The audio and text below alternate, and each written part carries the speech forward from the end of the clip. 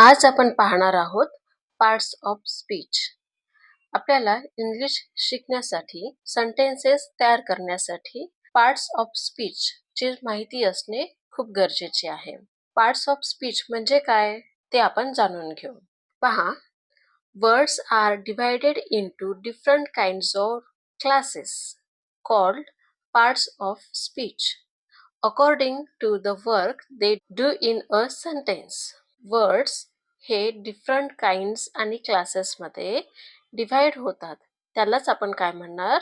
Parts of speech according to the work they do in a sentence. पहिली गोष्ट, parts of speech म्हणजे काय समजले का तुम्हाला? There are 8 parts of speech.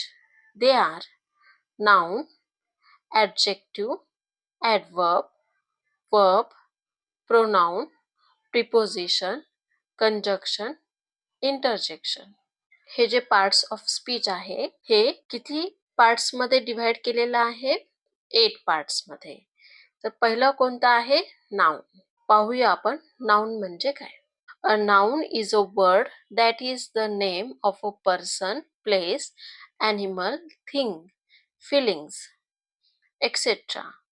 Example, girl, lion, gold, ship, advice, fleet etcetera. हे जे शब्द आहेत ते कशाचे आहेत? पर्सनचे, प्लेसचे, ॲनिमलचे, थिंगचे किंवा फिलिंग्सचे. नाउन म्हणजे काय समजलं? आता आपण पुढे जाऊ. Second, adjective.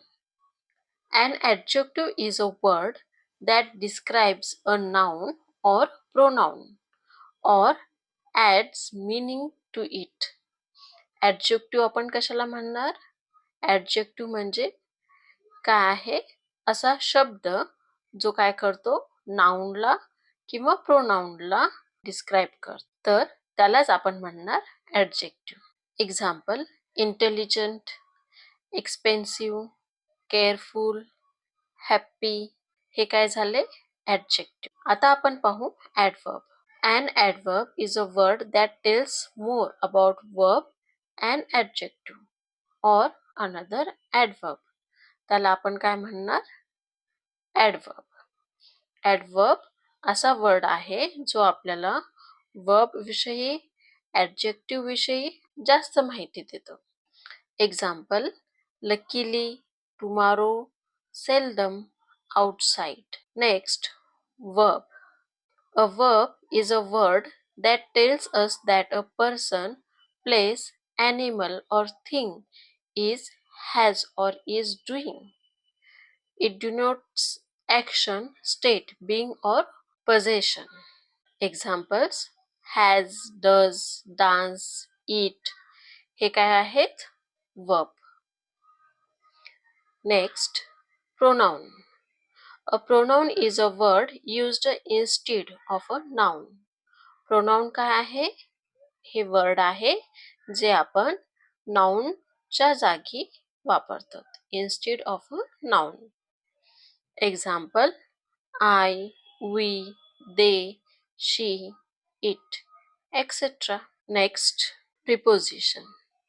A preposition is a word that shows the reflection between a word and a noun or pronoun that comes after it.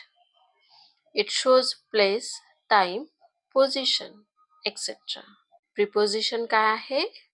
Preposition is a word that shows the relation between a word and a noun or pronoun. समजलं? Preposition हे असे शब्द आहेत जे आपल्याला noun आणि pronoun ह्यांच्या relation बद्दल सांगतात, माहिती देतात. दॅट कम्स आफ्टर इट, जे त्याच्यानंतर येतात. कशानंतर? नाउन किंवा pronoun. It shows place, time, position etcetera. Example, under the bridge. Under हे काय आहे? प्रिपोजिशन आहे. ते आपल्याला माहिती कशाबद्दल देतं? ब्रिज. ब्रिज हे काय आहे? नाउन आहे. तर ह्याच्याबद्दल आपल्याला अधिक माहिती कोण देतं?